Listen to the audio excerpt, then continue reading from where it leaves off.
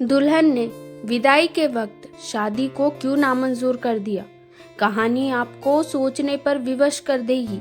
कहानी को आखिरी तक जरूर सुने। शादी के बाद विदाई का समय था। नेहा अपनी माँ से मिलने के बाद अपने पिता से लिपट कर रो रही थी। वहाँ मौजूद सब लोगों की आंखें नम थी। नेहा ने घूंघट निकाला हुआ था। वो अपनी छोटी बहन के साथ सजाई गई पालकी के नजदीक आ गई थी। दूल्हा अविनाश अपने खास मित्र विकास के साथ बातें कर रहा था। विकास बोला, यार अविनाश, सबसे पहले घर पहुंचते ही होटल अमृत बाग चलकर बढ़िया खाना खाएंगे। यहाँ तेरी ससुराल में खाने का मजा नहीं आया। तभी पास में खड़ा अविनाश का छोटा भाई राकेश बोला, हाँ यार, पनीर कुछ ठीक नहीं था और रसमलाई में रस ही नहीं था। और वो ही कर जोर जोर से हंसने लगा। अविनाश भी पीछे नहीं रहा। अरे हम लोग अमृत बाग चलेंगे तो खाना है, खा लेना। मुझे भी यहाँ खाने में मजा नहीं आया, रोटी भी गर्म नहीं थी। अपने पति के मुंह से ये शब्द सुनते ही नेहा, जो घूंघट में पालकी में बैठने ही जा रही थी, वापस मुड़ी। पालकी के पर्दे को जोर से गिरा दिया। घूंघट हटाकर अपने पापा के पास पहुंची। अपने पापा का हाथ अपने हाथ में लिया।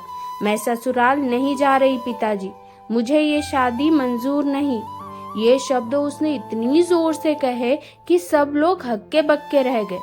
सब नजदीक आ गए। नेहा के ससुराल वालों पर तो जैसे पहाड़ टूट पड़ा। मामला क्या था, ये किसी के समझ में नहीं आ रहा था। तभी नेहा के ससुर राधेश्याम जी ने आगे बढ़कर नेहा से पूछा, लेकिन बात क्या है बहू? शादी हो गई है, विदाई का समय है, अचानक क्या हुआ कि तुम शादी को नामंजूर कर रही हो? अविनाश की तो मानो दुनिया लूटने जा रही थी। वो भी नेहा के पास आ गया, अविनाश के दोस्त भी। सब लोग जानना चाहते थे कि आखिर ऐन वक्त पर क्या हुआ कि दुल्हन ससुराल जाने से मना कर रही है। नेहा ने अपने पिता दया शंकर जी का हाथ पकड़ रखा था। नेहा ने अपने ससुर से कहा, बाबूजी, मेरे माता पिता ने अपने सपनों को मारकर हम बहनों को पढ़ाया लिखाया व काबिल बनाया है। आप जानते हैं एक बाप के लिए बेटी क्या मायने रखती है। आप और आपका बेटा नहीं जान सकते, क्योंकि आपकी कोई बेटी नहीं है। नेहा रोती हुई बोले जा रही थी, आप जानते हैं मेरी शादी के लिए और शादी में बारातियों की आवभगत में कोई कमी ना रह जाए, इसलिए मेरे पिताजी पिछले 1 साल से रात को 2-3 बजे तक जाग जाग कर मेरी माँ के साथ योजना बनाते थे। खाने में क्या बनेगा, रसोइया कौन होगा। पिछले 1 साल में मेरी माँ ने एक नई साड़ी नहीं खरीदी, क्योंकि मेरी शादी में कमी ना रह जाए। दुनिया को दिखाने के लिए अपनी बहन की साड़ी पहनकर मेरी माँ खड़ी है। मेरे पिता की इस 150 रुपए की नई शर्ट के पीछे बनियान में 100 छिद्र है। मेरे माता पिता ने कितने सपनों को मारा होगा। ना अच्छा खाया ना अच्छा पिया, बस एक ही ख्वाहिश थी कि मेरी शादी में कोई कमी ना रह जाए। आपके पुत्र को रोटी ठंडी लगी, उनके दोस्तों को पनीर में गड़बड़ लगी और मेरे देवर को रसमलाई में रस ही नहीं मिला। इनका खिलखिला कर हंसना मेरे पिता के अभिमान को ठेस पहुंचाने के समान है। नेहा हाँफ रही थी। नेहा के पिता ने रोते हुए कहा, लेकिन बेटी, इतनी छोटी सी बात। नेहा ने उनकी बात बीच में काटी। ये छोटी सी बात नहीं है पिताजी। मेरे पति को मेरे पिता की इज्जत नहीं। रोटी क्या आपने बनाई थी? रसमलाई, पनीर, ये सब कैटरर्स का काम है। आपने दिल खोलकर और हैसियत से बढ़कर खर्च किया है। कुछ कमी रही तो वो कैटरर्स की तरफ से। आप तो अपने दिल का टुकड़ा, अपनी गुड़िया रानी को विदा कर रहे हैं। आप कितनी रात रोएंगे क्या मुझे पता नहीं। माँ कभी मेरे बिना घर से बाहर नहीं निकली। कल से वो बाजार अकेली जाएंगी, क्या जा पाएंगी?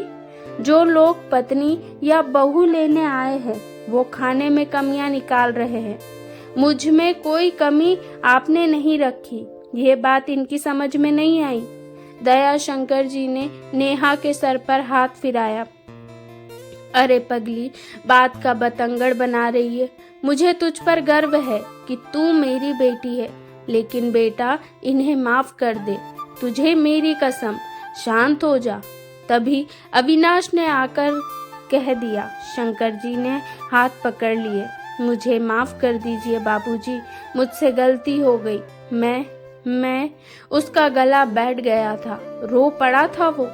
तभी राधे श्याम जी ने आगे बढ़कर नेहा के सिर पर हाथ रखा। मैं तो बहू लेने आया था, लेकिन ईश्वर बहुत कृपालु है, उसने मुझे बेटी दे दी। वो बेटी की अहमियत भी समझा दी। मुझे ईश्वर ने बेटी नहीं दी, शायद इसलिए कि तेरे जैसी बेटी मेरे नसीब में थी। अब बेटी इन नालायकों को माफ कर दे। मैं हाथ जोड़ता हूँ तेरे सामने। मेरी बेटी नेहा मुझे लौटा दे। और दयाशंकर जी ने सचमुच हाथ जोड़ दिए थे। वो नेहा के सामने सर झुका दिया। नेहा ने अपने ससुर के हाथ पकड़ लिए। बाबूजी, राधे श्याम जी ने कहा। बाबूजी नहीं, पिताजी। नेहा भी भावुक होकर राधे श्याम जी से लिपट गई थी। दयाशंकर जी ऐसी बेटी पाकर गौरव की अनुभूति कर रहे थे।